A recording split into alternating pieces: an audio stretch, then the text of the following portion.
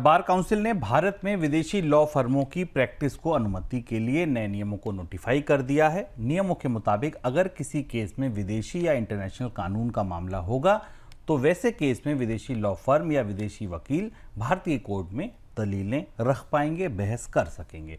भारतीय कानून से जुड़े मामलों में उन्हें भारतीय कोर्ट में प्रैक्टिस की अनुमति नहीं होगी। तो सर, क्या माना जाए, रास्ता खुल गया? इसके बाद विदेशी वकील भारत में प्रैक्टिस कर सकेंगे?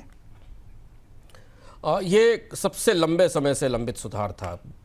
लगभग 1992-93 के दौरान जब भारत में एक आर्थिक सुधार शुरू हुए थे, उस समय से फॉरेन लॉ फर्म्स को और फॉरेन लॉयर्स को भारत में लाने की कोशिश की जा रही है। बराबर इसका विरोध होता था।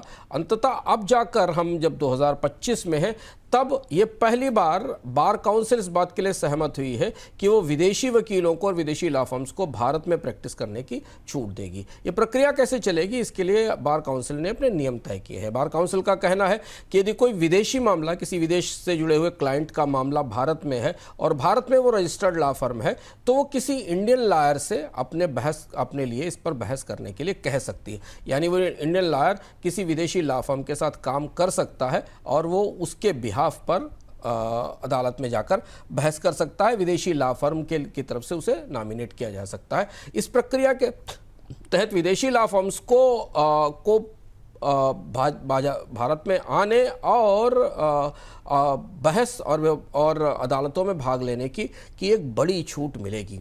इसके अलावा ये भी कहा गया है कि भारतीय लॉयर जो भारत में रजिस्टर्ड है, बार एसोसिएशन के पास रजिस्टर्ड है, वो विदेशी लॉ फर्मों के साथ भी काम कर सकते हैं।